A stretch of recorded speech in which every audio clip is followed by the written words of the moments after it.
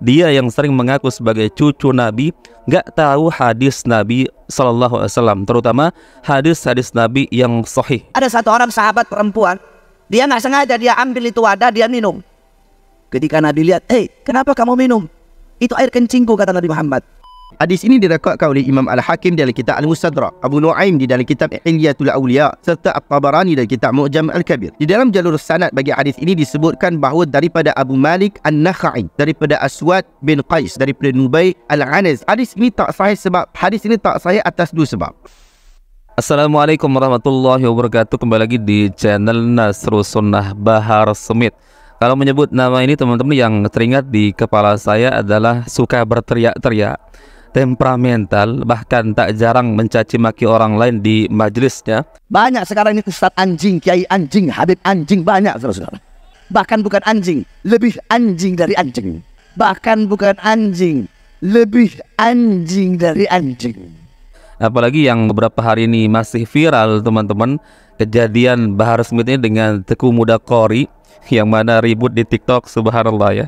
Saya sengaja nggak pernah ngangkat video itu teman-teman, karena ini urusan pribadinya dia ya, bukan kaitannya dengan umat. Tapi yang jelas bisa kita jadikan sebagai cermin teman-teman, bahwa apakah mereka ini layak dijadikan sebagai rujukan, terutama dalam mengambil ilmu agama. Yang bahkan tak jarang dia mengatakan darah Nabi Muhammad mengalir di dalam tubuhku. Subhanallah.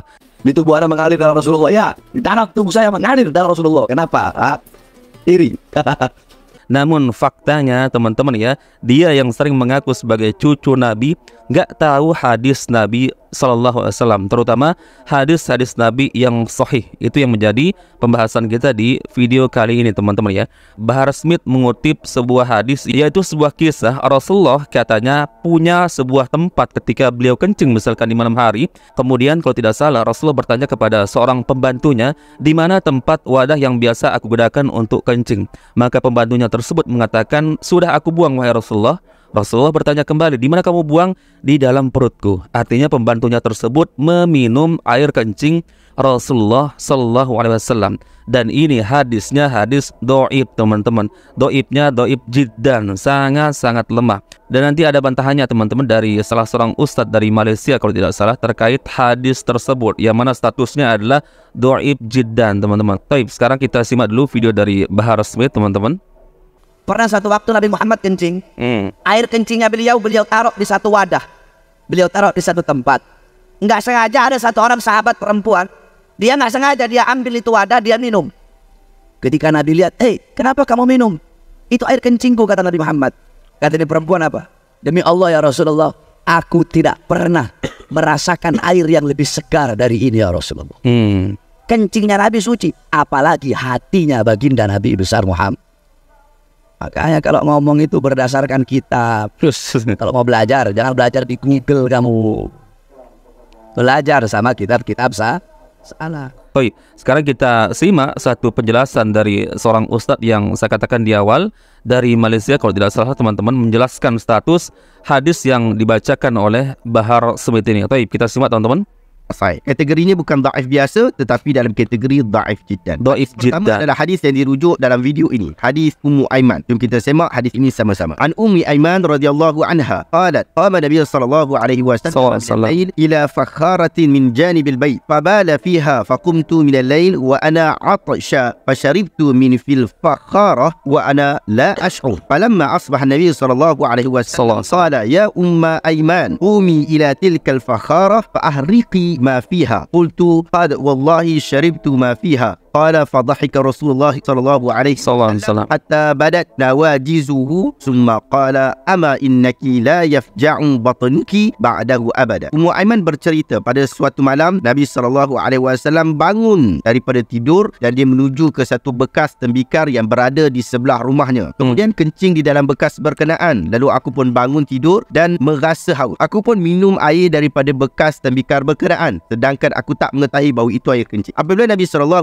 wasallam bangun pagi, baginda berkata, "Wahai Ummu Aiman, pergi ke bekas tembikar itu dan buang air yang ada di dalamnya." Aku pun menjawab, "Wallahi, aku sudah minum air yang ada di dalamnya." Rasulullah langsung tergelak sehingga kelihatan gigi garham baginda. Kemudian Nabi mengatakan, "Selepas ini kamu tidak akan merasa sakit perut sampai bila." Hadis ini direkodkan oleh Imam Al-Hakim dalam kitab Al-Mustadrak, Abu Nuaim di dalam kitab Hilyatul Awliya, serta At-Tabarani dalam kitab Mu'jam Al-Kabir. Di dalam jalur sanad bagi hadis ini disebutkan bahawa daripada Abu Malik An-Nakhai, daripada Aswad bin Qais, daripada Nubay Al-Anaz. Hadis ini tak sahih sebab hadis ini tak sahih atas dua sebab. Pertama, Abu Malik An-Nakhai adalah perawi hadis yang dhaif. Bahkan para ulama bersepakat dengan kedhaifan beliau. Imam Nasa'i menyatakan bahawa dia matruk di dalam kitab Ad-Du'afa wal Matrukin. Abu Hatim di dalam Al-Jarh wa Ta'dil menyatakan Abu Malik An-Nakhai sebagai dhaif di dalam hadis. Ibn Hajar di dalam Tahzibut Tahzib mengatakan dia dhaif munkarul hadis. Oleh itu hadis dengan riwayat daripada beliau berada dalam kategori hadis dhaif berat. Kedua, sekiranya kita mengabaikan sebab yang pertama, kita kata Abu Malik An-Nakhai boleh dibicarakan, boleh diterima riwayatnya. Kita tak boleh abaikan pula sebab yang kedua, iaitu Nubay Al-Anazi. Nubay Al-Anazi rahimahullah ini tak pernah bertemu dengan Ummu Aiman. Bagaimana dia nak dapat cerita daripada Ummu Aiman? Jadi riwayat Abu Malik An-Nakhai ini sangat wajar dipersoalkan. Demikian juga kenyataan Ibn Hajar Al-Asqalani rahimahullah apabila memberikan penilaian terhadap hadis ini, beliau menyatakan Abu Malik da'ifun wa Nubayhun lam yalhaq Umma Aiman. Abu Malik dhaif, manakala Nubay tidak pernah bertemu dengan Ummu Aiman. Bukan saya yang kata Ummu Aiman tidak bertemu dengan Al-Anazi, tetapi yang menyatakan ini adalah Al-Imam Ibn Hajar Al-Asqalani. Anda boleh rujuk dalam kitab beliau Talkhisul Habir muka surat 171.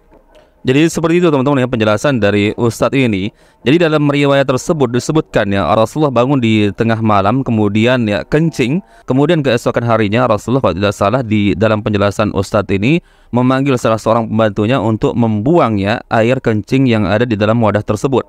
Maka pembantunya mengatakan, "Demi Allah aku sudah meminumnya." Kemudian Rasulullah mengatakan di sini, "Demi Allah kamu tidak akan pernah terkena sakit perut setelah ini." Maksudnya setelah meminum air kencing Rasulullah SAW. Dan ternyata status hadis ini teman-teman adalah dhaif jiddan, sangat-sangat lemah. Sebabnya yaitu karena ada salah seorang perawi di situ, kalau tidak salah disebutkan oleh Ustadz ini adalah Abu Malik teman-teman, yang dinilai oleh banyak sekali ulama. Salah satunya yaitu Imam An-Nasa'i, kemudian Imam At-Tabrani kalau tidak salah, kemudian Imam Ibn Hajar Al-Asqalani mengatakan bahwa orang ini matruk. Matruk kalau tidak salah maknanya adalah hadis-hadis yang diriwayatkan ya ditinggalkan oleh para ulama ahlul hadis. Artinya para ulama ahlul hadis teman-teman tidak mengambil periwayatan melalui jalur Abu Malik tersebut ya. Lalu disebutkan juga oleh Ustadz ini teman-teman, salah seorang perawi yang lain mungkin atau mungkin sama perawinya yaitu Abu Malik yang katanya mengutip dari Ummu Aiman. Ternyata dijelaskan bahwa perawi ini tidak pernah bertemu dengan Ummu Aiman.